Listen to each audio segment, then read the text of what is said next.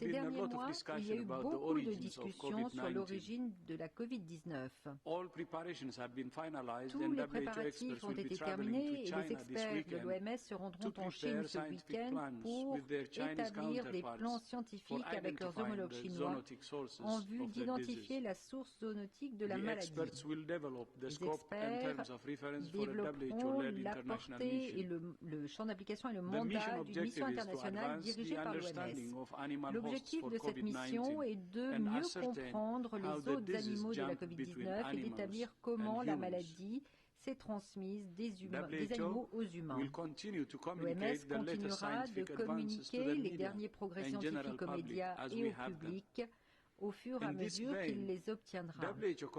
Dans la même veine, l'OMS continue de travailler avec des entreprises technologiques pour s'assurer que les gens aient accès à des informations sanitaires précises et justes, ainsi que des ressources sur la Covid-19. Aujourd'hui, je suis heureux d'annoncer que nous avons établi un partenariat avec Facebook et Cycle.org pour fournir des informations sur la Covid-19, informations de l'OMS,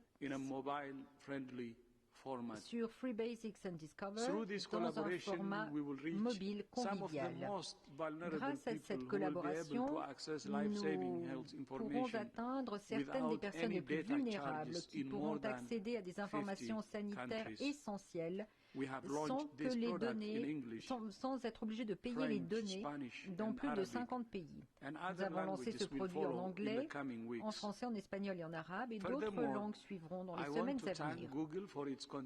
J'aimerais également remercier Google pour son soutien continu et son dévouement afin de veiller à ce que la communauté mondiale reste en bonne santé et informée. Et pour le don accru fourni à l'OMS. Cela nous permet de combattre plus rapidement les rumeurs ou les fausses informations, d'y réagir rapidement et de donner aux gens un meilleur accès à des informations essentielles lorsqu'ils en ont besoin, où qu'ils soient dans le monde. Cette pandémie a démontré l'importance de pouvoir se voir en ligne alors que nous sommes physiquement éloignés. 20 ans après la conférence de Durban sur le sida, un moment qui a changé la donne dans la lutte contre le VIH, les dirigeants, les décideurs politiques, les scientifiques, les activistes et la société civile se rassemblent virtuellement cette semaine pour SIDA 2020. L'OMS est profondément préoccupée par l'impact de la Covid-19 sur la riposte mondiale au VIH. Une nouvelle étude de l'OMS a montré que l'accès aux médicaments contre le VIH a été sensiblement réduit du fait de la pandémie. 73 pays ont signalé qu'ils risquaient de manquer de médicaments antirétroviraux. Pour atténuer les effets de la pandémie sur l'accès au traitement, l'OMS recommande à tous les pays de prescrire des antirétroviraux pour des périodes plus longues, jusqu'à 6 mois, tant que les chaînes d'approvisionnement ne fonctionnent pas pleinement. De même, le manque de préservatifs et de prophylaxie avant exposition peuvent se révéler coûteux et l'OMS demande aux pays de garantir une prévention, un dépistage et des traitements ininterrompus pour le VIH. Les perturbations concernant l'accès aux produits essentiels pour la vie et aux services indispensables interviennent à un moment critique alors que la riposte mondiale au VIH est en train de stagner. Ces 2 dernières années, le nombre de nouvelles infections au VIH s'est stabilisé à 1,7 million par an, alors qu'une réduction modeste des décès liés au décès a été enregistrée. Plus de 25 millions de personnes ont désormais accès à des médicaments antirétroviraux, mais les cibles mondiales en matière de prévention, de dépistage et de traitement sont loin d'être atteintes. Les progrès ralentissent parce que la prévention et le dépistage du VIH ne parviennent pas jusqu'aux groupes qui en ont besoin le plus. et le manque de médicaments contre le VIH optimal avec des formulations pédiatriques adaptées est un obstacle de longue date à l'amélioration des résultats sanitaires pour les enfants qui vivent avec le VIH. À l'avenir, l'accès aux services pour les groupes vulnérables doit être élargi grâce à un engagement plus solide de la communauté, une amélioration de la prestation de services et une lutte contre la stigmatisation et la discrimination. Il y a 20 ans, Nelson Mandela a clos la conférence sur le sida en disant « Il s'agit, selon moi, d'un rassemblement d'êtres humains qui s'inquiètent, qui souhaitent renverser l'une des plus grandes menaces auxquelles l'humanité a fait face. » Je répète, il s'agit, selon moi, d'un rassemblement d'êtres humains dont le souci est de renverser l'une des plus grandes menaces auxquelles l'humanité a fait face. Fin de citation. Ces paroles de Madiba ont résonné auprès de toute une génération d'activistes et de responsables politiques. Et je répète ces mots aujourd'hui, c'est mon message au monde. Il est indéniable que nous avons là une cause d'unité nationale et de solidarité mondiale, et cela fait plus de 6 mois. Pour vaincre la pandémie de Covid-19 et garantir la poursuite des services sanitaires essentiels pour les maladies telles que le VIH, nous ne pouvons pas nous permettre de division. Je le répète, l'unité nationale est important more than ever before to defeat a common enemy, a virus that has taken the world hostage. This is our only road out of this pandemic. I repeat, national unity and solidarity. I thank you. Thank you very much, Dr. Tedros. We'll now open the floor to questions. There are hundreds, many of you with your hands up, so I would remind you one question each. Please keep it short, say your name and where you're from, and when I call on you, please remember to unmute yourself, then go ahead. So our first question is from Christine Theodorou from ABC Network USA. Christine, you have the floor. Please go ahead.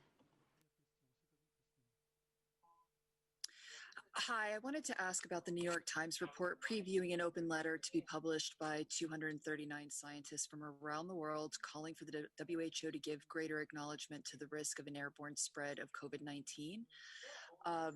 First of all, I wanted to get your reaction to those reports and to see where WHO's research stands in terms of where we are.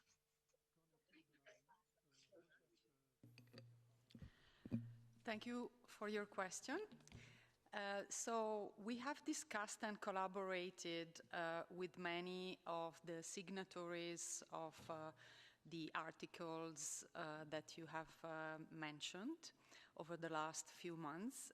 And indeed, we discussed the available evidence that has been discussed in these pieces. And also, we received contributions from many of the signatories of these pieces. We acknowledge that there is emerging evidence in this field, as in all other fields, regarding the COVID-19 virus and pandemic. And therefore, we believe that we have to be open to this evidence and understand its implications regarding the modes of transmission and also regarding the precautions that need to be taken.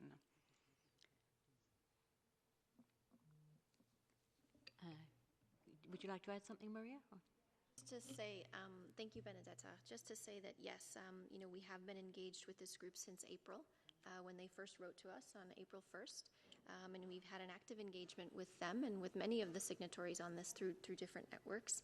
And as we have said previously, we welcome the interaction from scientists all over the world, from many different disciplines. Many of the signatories are engineers, which is a wonderful area of expertise, which adds to growing knowledge about the importance of ventilation, which we feel also is very important. We have been talking about the possibility of airborne transmission and aerosol transmission as one of the modes of transmission of COVID-19, as well as droplet. We've looked at fomites, we look at fecal-oral, we look at mother-to-child, we look at animal-to-human, of course, as well.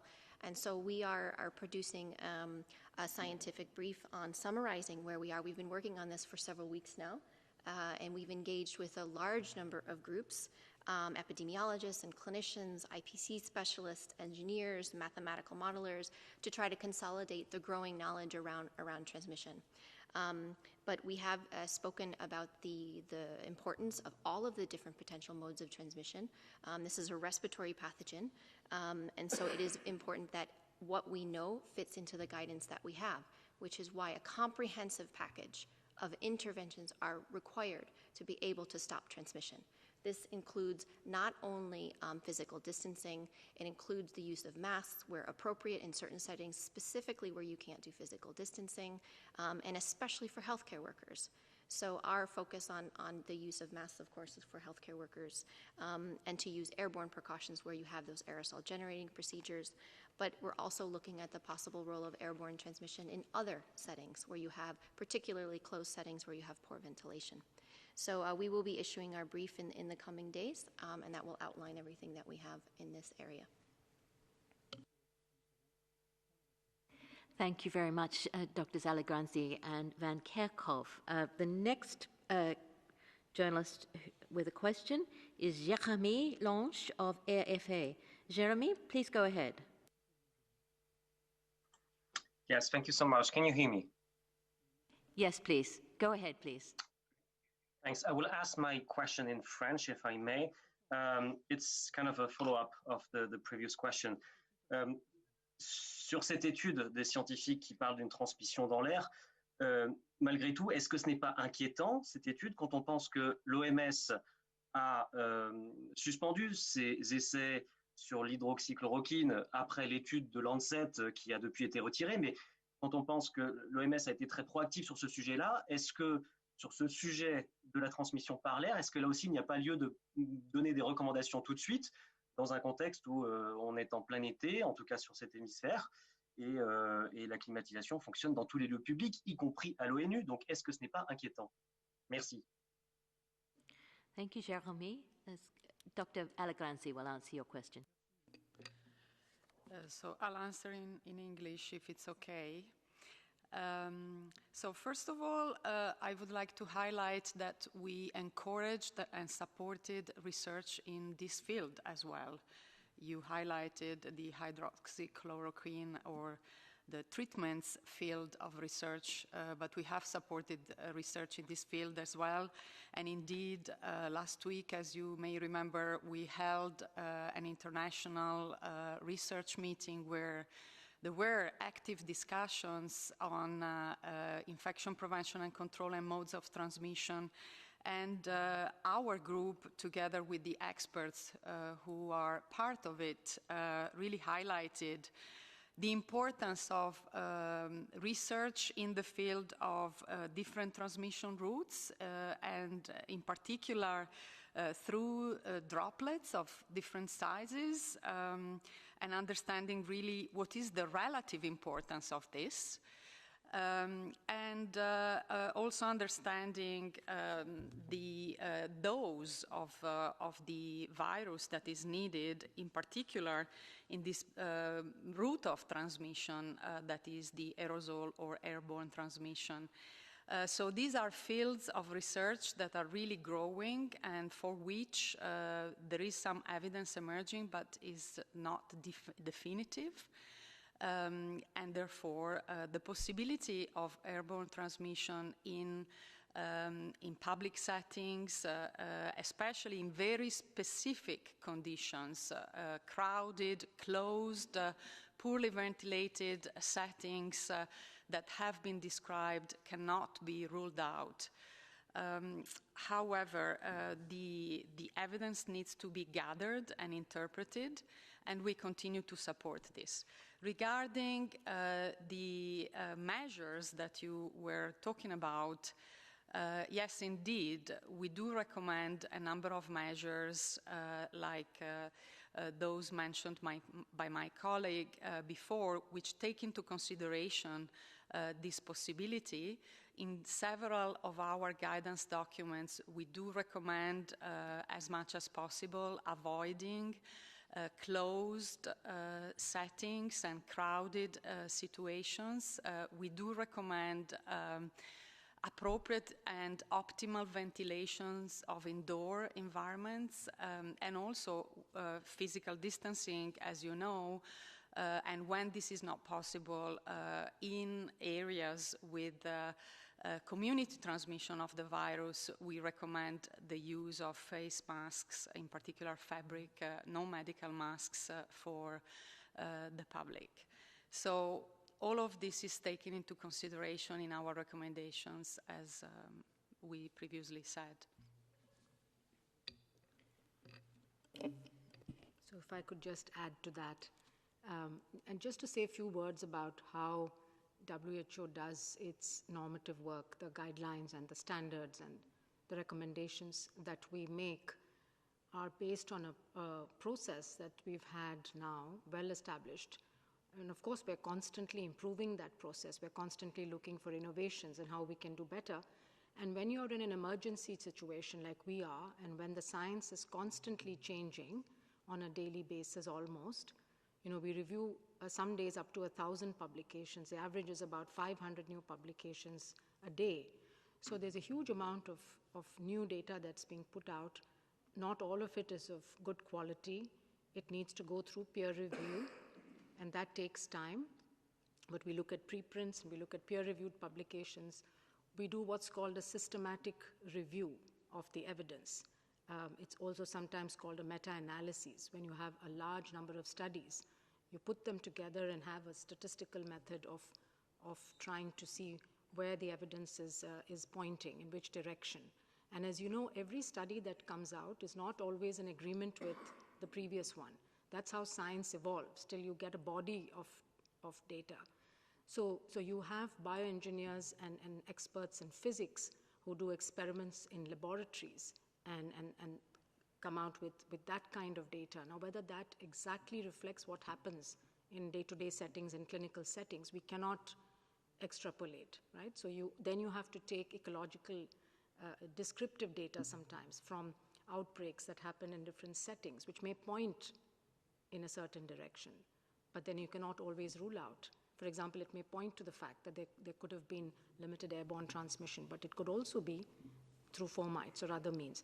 And so the body of evidence continues to grow, and we adapt. And so we do what's called a living systematic review. Every week we update the review based on the latest, and there are hundreds of publications now in the area of transmission. And then we have what's called a guideline development group that considers all of this evidence, and many of the scientists who are authors of that, some of the scientists who are authors on that letter are part of our expert groups and guideline development groups. And they then look at the evidence, and then they have to make a considered recommendation. And we take this very seriously. We are, of course, focused on public health guidance, and so any guidance that we put out has implications, of course, for billions of people around the world. So it has to be carefully considered before it is done. So we want to be as fast as possible and adaptive and responding to the new evidence, and at the same time we have to consider the weight of the evidence. And you mentioned hydroxychloroquine, so very quickly, I think, because we don't want to, the reason that we interrupted that trial was because of safety of participants was in question because of a publication, which later was withdrawn. But we cannot take a chance, we cannot take a risk with safety of people who are in a clinical trial. And so within a week, when it was clear that there wasn't that evidence, the study then restarted. And as you know, you may know, we completed the hydroxychloroquine arm, and because there's enough evidence now to show that it does not have any impact on mortality in hospitalized patients with COVID. So just wanted to give you an idea of how WHO actually makes guidance, and it's not impulsive, it's not done on a day-to-day basis, but it's a process that continues and will continue, I'm sure, with COVID for the weeks and months to come.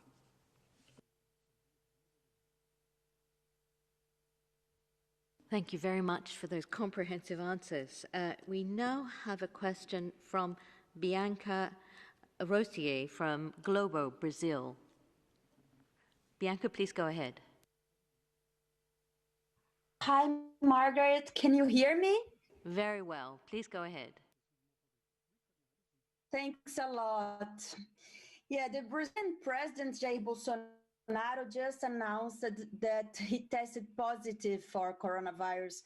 And as you know, in the last months, we have seen him calling COVID-19 a small flu, ignoring the use of masks, and also criticizing social distancing measures. We would like to hear from the WHO how important is it that leaders set an example to the population in the fight against the pandemic, and how dangerous is that Brazilians feel lost in the middle of a crisis like this one?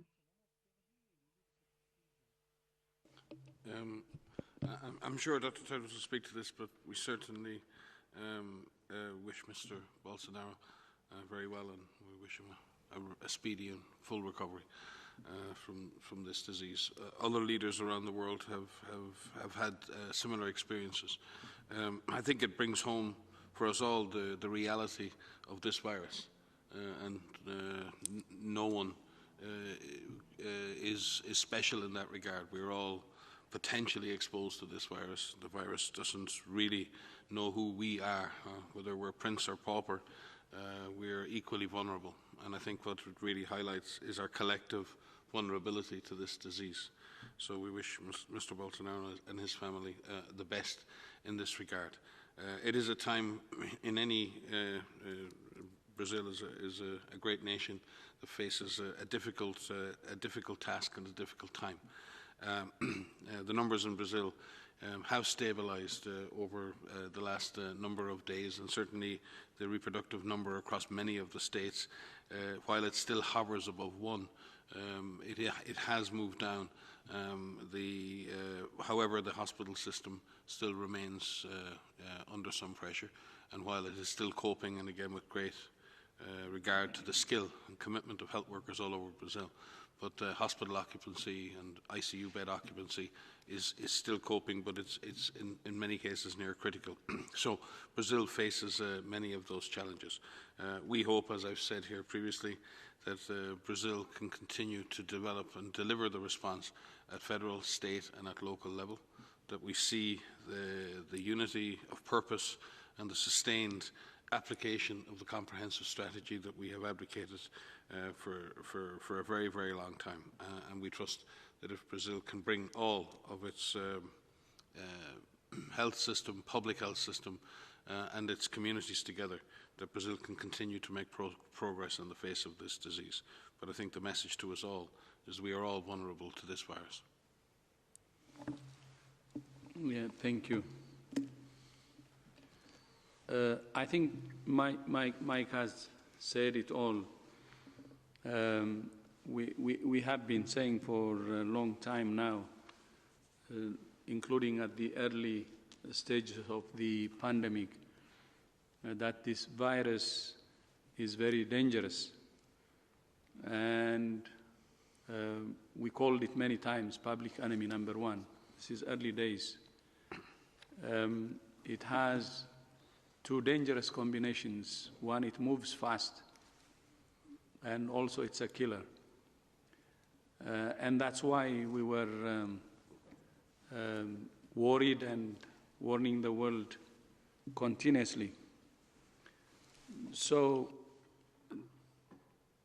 as Mike said, I think we are all vulnerable. And that's why we also say this is an enemy against humanity, that humanity should stand in unison to fight and defeat it. This happens once in a century. It's a dangerous virus. None like this has been seen since 1918. And national unity, I said it in my speech, and global solidarity are the most important, and without which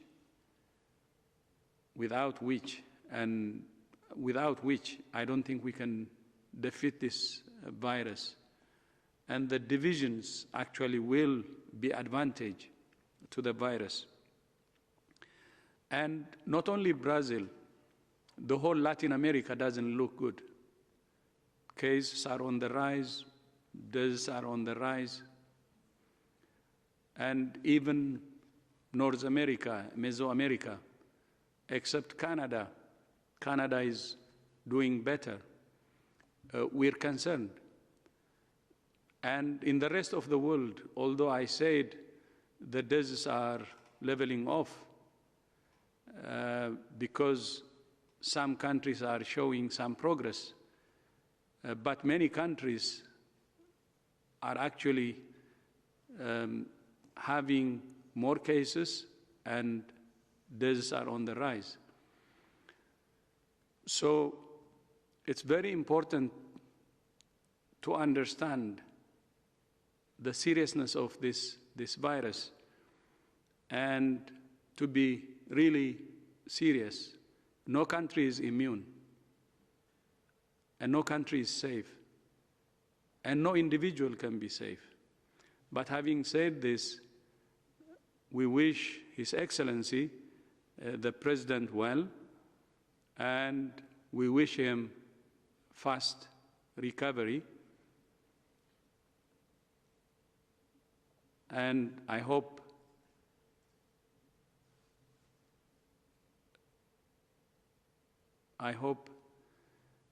the symptoms will be mild and His Excellency will be back to office as soon as possible to support his country. Thank you. Thank you, Dr. Tedros, for those supportive words. And we do know we are all vulnerable. We have a journalist on the line trying to get through, Kamran Kazimov, who has been trying to call us from his hospital bed because he, in Azerbaijan, has also been diagnosed with COVID. Everyone is vulnerable. I will ask his question for him later if he can't get through. But we will now go to Imogen Fuchs from the BBC. Imogen, please unmute yourself and go ahead.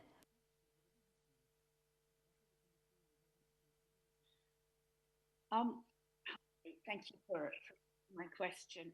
It is to do with the death rate, because I think on Friday, Dr. Tedros, you said that the death rate peaked in April, and since then we have millions of more cases. And I know you said the death rate is still rising in some countries, but it isn't in others which still have a heavy burden of cases. Could you kind of break it down a bit more for us, what you attribute that to? Is it the age of the people who are getting the virus? Is it that clinicians have developed a better way of treating? What do you think it is? Imogen, you broke up. Did you get can you repeat the last? It was okay? Is it clinicians have developed a better way of treating it? They know more about it.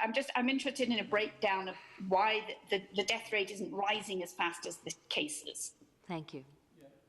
Thank you. About the deaths, I will give it to my colleagues to say more. But when I said last time about the peak in April, it was about Sweden, actually. It peaked the week of April 20, and ever since, the number of deaths in Sweden actually has been on the decline. Of course, the number of cases has been on the increase even until the week of June 22 in Sweden. And I said, of course, we worry about the increased number of cases, But more important is, watching on the number of deaths. Even if the number of cases increase, if we manage to reduce the number of deaths, that would be very important. And that's why I cited Sweden as an example.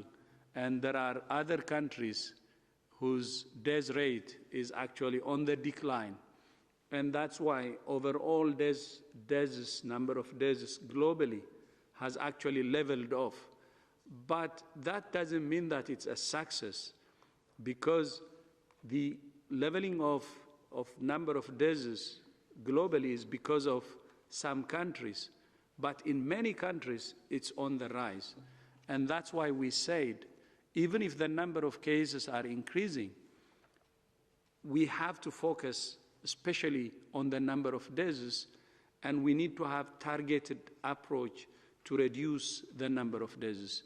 And many countries have found that the deaths are disproportionately higher in older age groups and other vulnerable groups. And when they started their targeted approach, especially in long-term facilities, the deaths started to decline. So that focused approach will be very important, and that's what we're suggesting based on the experience from countries that managed to lower deaths like Sweden. But another example is, I think we have said it before, Japan. Even though the number of cases were high, especially at the initial stage of the pandemic, but the number of deaths were kept really low. And this was because Japan was focused in targeted intervention to save lives. And many countries can follow that targeted approach, which can help to keep the death rates low. And the April peak, which I said was about Sweden, which ever since has actually declined in Sweden. Thank you. Just as a general rule of thumb, if you go back to April, we were probably average around 6,000 deaths per day globally, and that sort of stayed pretty steady, and has dropped in sort of mid-May to around 5,000 deaths per day, and it's gone up and down slightly around that number, and it's kind of stayed very steady, as the DG has said, overall. Within that, there are countries with increasing deaths and countries with decreasing deaths. What has happened, though, at the same time, if you imagine, again, back in April, we were around 80,000 cases a day, 6,000 deaths. In March, about 80 to 100,000 cases, and again around 5,000 to 6,000 deaths. And then in May, into beginning of June, very similar. But what we've seen in the month of June is an acceleration in the number of cases. And what hasn't accelerated with that yet are the number of deaths. But we know it takes time, and there is a lag phase in that. So some of this may be lag. We may see deaths start to climb again, because we've only really experienced this rapid increase in cases over the last 5 to 6 weeks. So we may see that. So I don't think it should be a surprise if the deaths start to rise again. It would be very unfortunate, but it may happen. There is an element, certainly, of better care. And again, doctors and nurses and physicians have really learned how to better manage this case. Simple stuff from oxygen therapy to prone therapy, managing patients, picking out those patients who are likely to deteriorate more rapidly by looking at oxygen levels in the blood. So essentially managing the clinical pathways so the patients most likely to get very sick get into the highest form of care quickly. So the clinical pathway has been managed more effectively, has probably had an impact on the overall number of deaths. Certainly some of the therapies that have become available may also have reduced death rates. We've seen the likes of dexamethasone and others that have reduced the number of deaths in very severe patients, and a number of those factors. There's also the testing factor. As testing has increased, the proportion of people maybe in younger age groups who are being detected that were not detected before has increased, so the overall number of fatalities is a smaller proportion of the overall number of cases. That certainly has some impact on that, but we would expect the proportion of positive cases as the total number of cases to drop at the same time, which has happened in many places. So you're right, Imogen, it is a complex series of factors. What's good is that the death rate is stable. It may increase. We would hope to be able to collectively drive that down. What is a concern is the fact that the disease numbers are increasing day by day. And if you imagine that somewhere in April and May we were dealing with 100,000 cases a day, today we're dealing with 200,000 cases a day. And that is not purely as a result of testing. This epidemic is accelerating, and we're lucky. I hope part of it is that we've become better, and there is a difference between being good and being lucky. I would prefer to be both good and lucky, but I do think some of this at least is down to some excellent frontline doctors and nurses and their ability to detect and treat patients early, and we hope we can continue to provide them with the support they need to keep pushing that curve down. Some of it is also due to shielding and protection of older populations who I think we've learned, all of us collectively, that underlying conditions, that people in long-term care facilities are particularly at risk, and therefore shielding and protecting more vulnerable people and ensuring that they're not infected or don't get infected may also reduce in a reduction in the overall number of deaths. Maria? Thank you, DG. Just a quick note to say that while we're talking about this in general, there are quite some differences by countries. And we've spoken many times about the challenges of comparing mortality by country because there are so many factors that could be associated with these differences. And just calculating mortality, we're looking at deaths over time, reported deaths over time. And if you look at deaths by million population, or if you look at a crude case fatality ratio, there are challenges with all of these estimates, which could have to do with the surveillance strategies and testing strategies of finding cases, have to do with access to care, early care, access to oxygen, et cetera. And of course, we are learning, and frontline workers are learning how to care better for patients. But it also is affected by the populations that are affected. We've seen in some countries the majority of the deaths are due to cases that are identified in long-term living facilities. This has been a tragic aspect of this pandemic, and something that can be tackled, and something that we could focus on and make sure that we prevent the opportunity to enter into these vulnerable populations.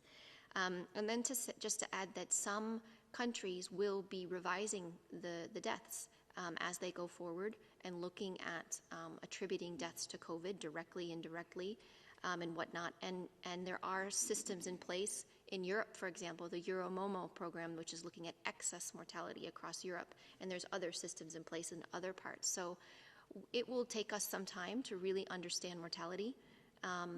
But having said that, there are many things that we can do now to prevent infections. And by preventing infections, we are ultimately preventing the opportunity for someone to advance to severe disease and death. So this is a major focus of ours and all of the member states to do as much as we can, as quickly as we can, to reduce mortality where possible. DG? Okay, thank you. I just wanted to add a few things. One, what we're saying is the number of cases is on the increase. It's actually accelerating very, very fast, and I have already provided the figures. But it's still positive. It's still possible by using the comprehensive approach to minimize transmission, and we have to focus on that. But what we're saying is we have to be even more focused, and we have to do more to save lives, to minimize mortality. And many countries are doing that, and that's why it's leveling off, and we have to invest on that. But one more thing I would like to say is on the Americas, I'd like to say that especially the Caribbean countries are doing very well, both in terms of suppressing transmission and also in terms of saving lives. but not only the Caribbean, the Pacific countries are also doing well. And there are some positive or good progress in some parts of the world too. But overall, we're really concerned, as I said earlier. Thank you very much. That question stimulated a really rich discussion. We're running out of time. I'm sorry, there are so many of you on the line, but we've only got time for 2 more questions. So I'll now go to Kai Kupferschmidt. Thanks. Thanks for taking my question. I was wondering, just to go back to the announcement of the scouting team to go to China for the look at zoonotic transmission. Can you give a little bit of an idea of what are the kind of things that you would hope to achieve there? What are the kind of things that you would hope you can look at? Would you be trying to go to, industrialized farming, really try to get a sense of the animal-human interface that might exist, or are you going to concentrate on Wuhan, where the first cases were? I realize that all of this is part of what you want to decide in that advanced mission, but I'm just curious what you hope to get out of it. Yeah. Thanks, Kai. I know you follow these issues quite closely over time, and I think, first of all, you and many scientific journalists know that the answers on these questions are sometimes elusive, and it's quite a detective story to find the source and the intermediate pathways by which the virus can breach that barrier to humans. We spent decades trying to do that in Ebola. We spent years trying to do that with MERS and SARS. It takes time, and it does take a meticulous, multi-sectoral approach to this. So there is the wild animal kingdom, there is the farmed animal kingdom, then there are the interfaces with humans. Those interfaces with humans can occur with wild animals, they can occur on farms, they can occur in markets, and we don't know where that species barrier was actually breached. And I think our colleagues in China and our scientific colleagues are equally anxious to find answers to that, because this is very important. Because unless we understand, like anything, if the walls of your castle are breached, you need to know where the breach is, because you can fix and repair that breach. You can make sure that that is strengthened for the future. So we need to understand what was the track of this virus from the wild animal kingdom directly into humans, directly through farmed animals, directly into a market, 1 market, 2, how many? So understanding that story, understanding that the narrative and the pathway by which this virus entered the human population is extremely important. But it's not always a straightforward process of being able to get that answer. And I know that sounds obtuse, but there are many dead ends when you study these things. And we've seen that, as I said, we've spent many years trying to look at the source for Ebola and the intermediate hosts, and we still, even in Ebola, have difficulties with the intermediate hosts. We understand that the primary host is in bats, but then there are many potential intermediate hosts that have been and Maria can speak to MERS and SARS and many other diseases for which she has a deep experience. I do think, though, and we will be working very closely, as we did in previous missions with Chinese colleagues. Number one, there is both the Ministry of Science and Technology, the Ministry of Health will be involved in this, and we look forward to a deep engagement with them, with the scientific community in China. First of all, to set out what the approach will be, what investigations need to be carried out, where do these investigations need to be carried out, what data should be collected, and what data is already available, because very often in these situations some of the data is there already. You need to look at that data, what's available, then you need to decide, is that enough data to make a determination, both epidemiologic data, laboratory data, animal data, and then you decide, based on that data, whether further investigations are needed and where those investigations are needed. And Tedros has often said to me, those sorts of investigations lead where they lead. There is a trail, and we have to follow that. But the best place to start is clearly in where the disease emerged in humans first, and where the disease emerged in humans first, where the first clusters of atypical pneumonia occurred were in Wuhan. So that is the best starting point for an investigation of the animal origin. But after that, I think we have to keep an open mind. Science must stay open to all possibilities, and therefore we need to lay out a series of investigations that will get the answers that I'm sure the Chinese government, governments around the world, and ourselves really need in order to manage the risk going forward into the future. Thank you, Mike. And by the way, when we say a team is going for the preparations to China, it doesn't mean that China has not been researching on this. It doesn't mean that we will be starting from scratch,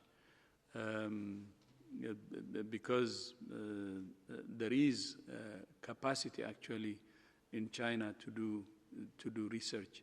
So as Mike said, we will pick up from what's already done, and the planning of this team that's going to be going for the planning with its counterparts will of course consider what has been done so far.